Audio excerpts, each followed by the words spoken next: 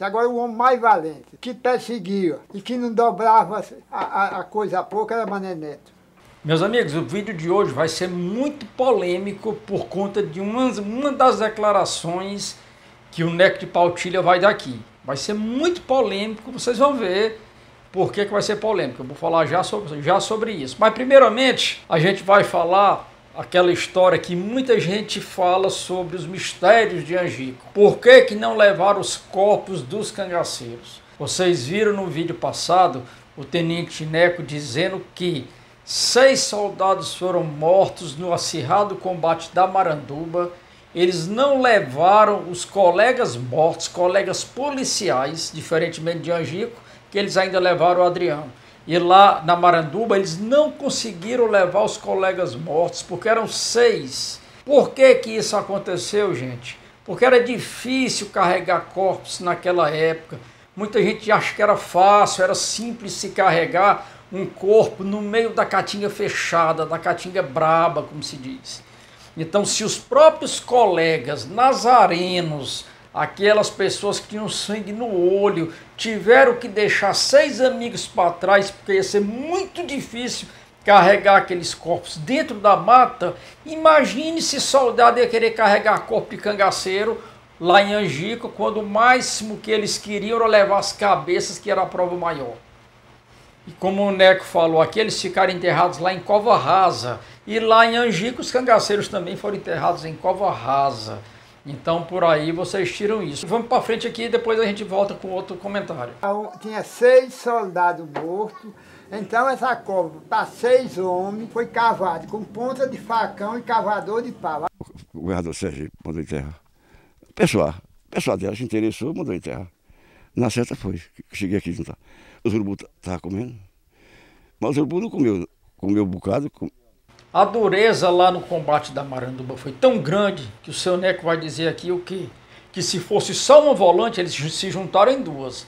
Se fosse só um volante, com certeza, digamos, a carnificina ia ser muito grande. E ele ressalta aqui sobre a valentia de Lampião. Aquilo que todos eles dizem. Lampião evitava brigar, porque ele ia perder munição, ele ia perder homens, enfim, era complicado para ele. Mas quando ele queria, meu amigo, aí realmente não tinha para ninguém. Não é à toa que muitos volantes, quando sabiam que a refrega ia ser com o próprio Lampião ia para a direita, eles iam para a esquerda. Não era todos que tinham o peito, como os nazarenos, Zé Rufino, enfim, de em cima da onde estava o rei do cangaço. Não era fácil. Eu assisti esse tiroteio que eu era da volante de Liberato e Mané Neto era da volante do Pernambuco, e nesse dia estavam todas as 2 volantes juntas. Foi a nossa valência, foi a gente se encontrar 2 volantes, porque se a gente vai uma volante só que era 30 e poucos homens, para brigar com 75, a gente não tinha tido vantagem, né?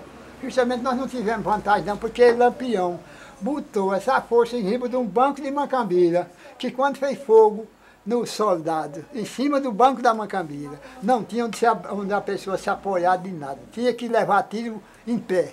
Então, foi aí a mortandade maior, porque Lampião projetou pegar esse povo em riba de um banco de Macambira sem poder ninguém se...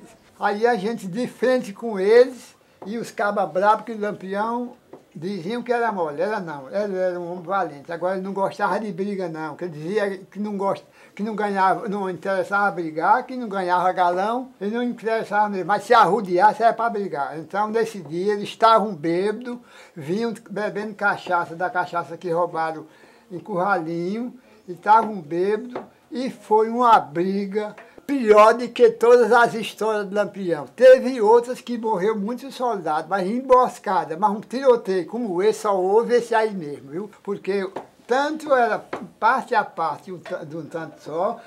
O seu Neco vai falar aqui uma coisa que a gente sempre perguntava a vários deles. Se eles voltassem no tempo, se eles faziam aquilo novamente. E a resposta que o seu Neco dá aqui é bem assim, diferente, digamos assim. Quando ele diz que quando é novo, a pessoa faz tudo.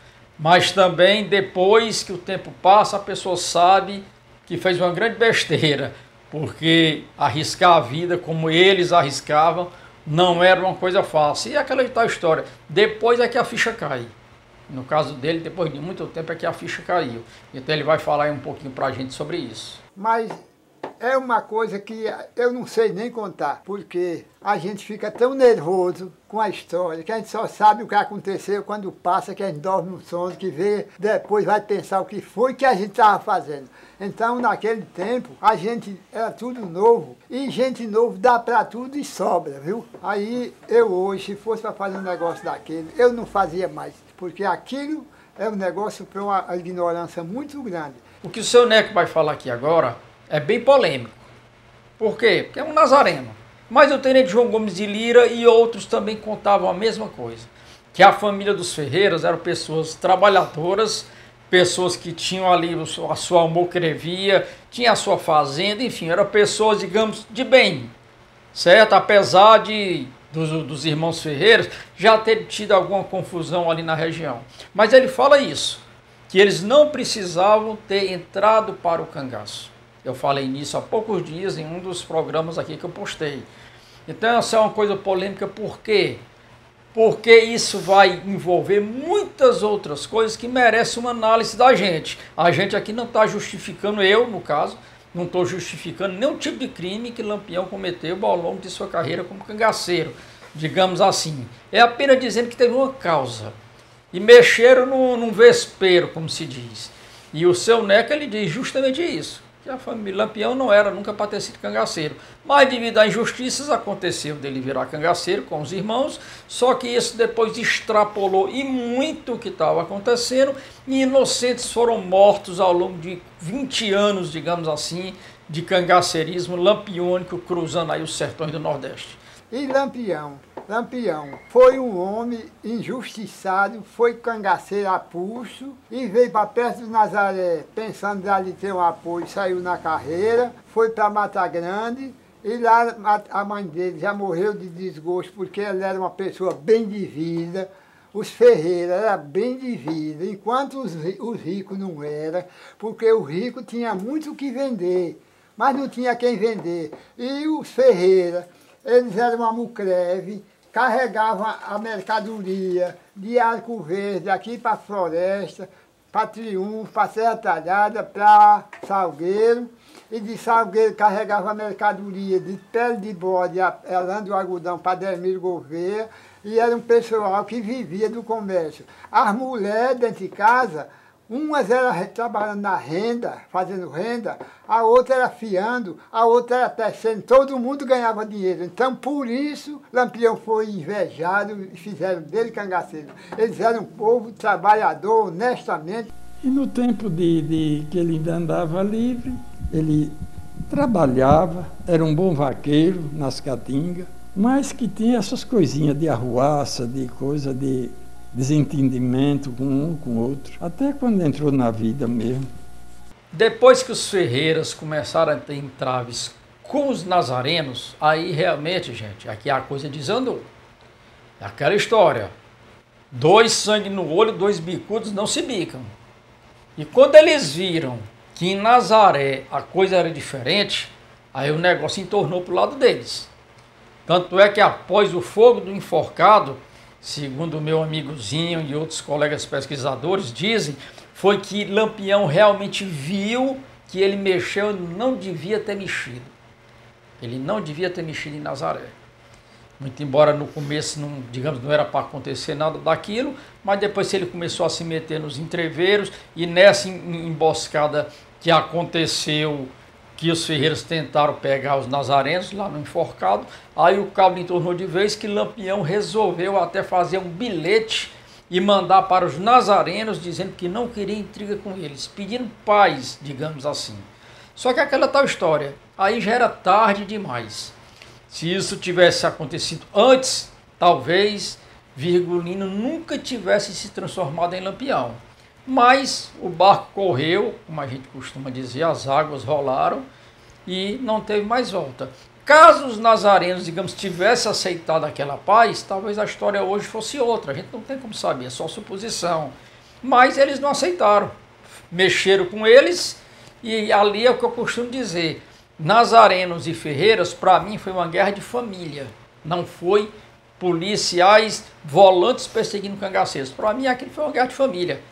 Porque guerra de família, quando como todos sabem, para acabar é difícil. E esse bilhete que Lampião fez pedindo trégua, quem levou foi Emiliano Novaes. O seu Neco vai dizer aqui. Emiliano Novaes, pelo que a gente sabe, era amigo de Lampião, digamos assim. E ele vai contar aqui como foi que tudo isso aconteceu, e o seu Neco dizendo que realmente Lampião não era para ter sido cangaceiro. Vamos ouvir que isso é bem polêmico. O senhor alguma vez quis ser cangaceiro? Hein? O senhor alguma vez quis ser cangaceiro antes de ser policial? Eu vi eles como cangaceiro e eu garoto, no meio deles. Olha, em 21, que eles voltaram da Mata Grande para Nazaré, onde tinha a tia dele e 2 primos, eu era um garoto, vivia lá. E Lampião teve nesse espaço de 21 a 23. Quase toda semana ele estava ali. Quase toda semana ele estava ali. Ele veio se retirar de Nazaré em 23, quando casavam a prima dele, que ele veio assistir o casamento, estava assistindo a missa. Aí ele foi cercado por um sargento. O senhor estava lá? Não, eu estava na fazenda nesse dia. Aí o sargento, brigando com ele, o Nazaré se reuniram para dar retaguarda, ajudar o sargento. Aí foi quando Lampião correu de dentro do Nazaré, nunca mais entrou no Nazaré e ficaram inimigos. Aí quando o Lampião notou o Nazaré querendo ir contra ele, aí ele mandou um portador, Emiliano Novaes, o pai do prefeito que mataram aqui, mandou, diga ao povo do Nazaré que não peguem arma para mim, que eu não quero ser inimigo deles, não. Eles podem ficarem tranquilos, que eu não quero brigar com eles. Quando Emiliano deu o recado, só faltou apanhar, que eles correram em cima dele para pegar. Aí Emiliano, que era uma pessoa que tinha uma lojinha lá, e estava com 1 metro na mão, dentro do balcão, ficou só olhando eles, querendo avançar para pegar ele dentro, que quando tiraram aquele valentão da porta dele, que ele se viu mais ou menos livre, aí saiu, botou a coroninha do braço, jogou em cima da burra, fechou a cia da burra e saiu, não foi para casa, foi para usar Lampião. Então, Lampião não queria ser inimigo, mandou essa pessoa. Aí Lampião já fez um apelo a um cunhado de Gomes Jurubeba aqui na navio. Fez um apelo a quem? A um cunhado de Gomes, para Gomes não pegar em arma para ele. Viu? Aí ele disse para Lampião, olha, é inútil, vou fazer um pedido. E é isso, pessoal, espero que vocês tenham gostado de mais um vídeo com o seu Neco de Pautilha. Esse período agora do carnaval eu não vou postar muita coisa, mas nos shorts aqui do YouTube, eu acho que eu já vou começar uma nova série com o amigo Ângelo Osmiro. A gente está de volta aí com dica de leitura em um novo formato, que é para os shorts aqui no YouTube, acompanhe, quem não está acompanhando ainda, e também no Instagram. Então, acompanhe aí nos shorts aqui do YouTube, no Instagram, quem me tem no Facebook também vai estar sendo postado lá, videozinhos curtos de 1 minuto, muito interessante para aquelas pessoas que querem conhecer um pouco mais da bibliografia do cangaço. Tá bom? E Júlio, Expedição Rota do Cangaço. Nosso e-mail, vocês que tiverem interesse em participar, é só entrar em contato aqui pelo e-mail, que eu mando todas as orientações de destinos, de data, de custos, o que é que a gente vai fazer nessa expedição. Abração para todos vocês e tamo junto.